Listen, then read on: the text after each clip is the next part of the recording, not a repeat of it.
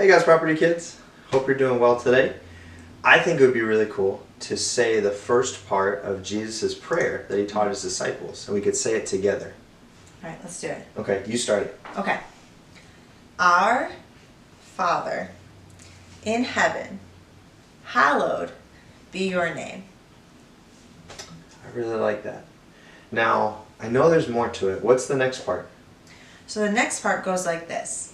It's asking God for his kingdom to come. Okay. So it is just, your kingdom come. So to remember that, we're going to act like we're placing a crown on our head.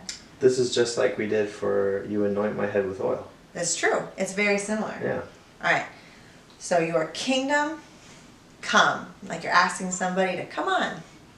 So what is it? It's your kingdom come. Come. Okay. Mm-hmm. Well, can we say it all together? Yeah. Okay. Start from the beginning. Our Father in heaven, hallowed be your name. That's why we practice. Yeah. Your kingdom come. I like that. So when we're praying to God for his kingdom to come, what would his kingdom coming look like or feel like? What would that be? Yeah. So a kingdom, it's kind of different than what we're used to. We don't live in a kingdom. But a kingdom revolves all around who the king is. Mm. So God is the king.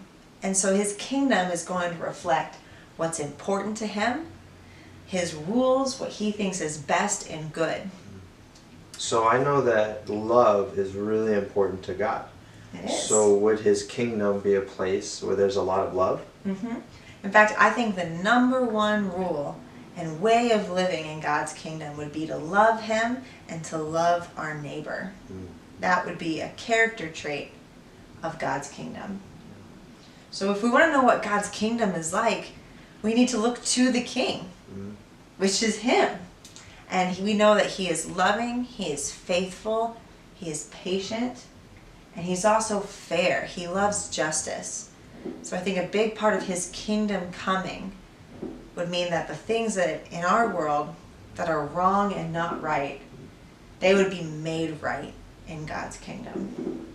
I think that's such a good thing to pray for, because I want there to be more love and justice and things to be right in our world. Yeah, between us and God and us and our neighbor. Yeah. Yeah, for love and justice and just rightness to be restored. So that's why we pray in the Lord's Prayer for his kingdom to come. I like that. I'm going to be praying for that this week, that God's kingdom would come.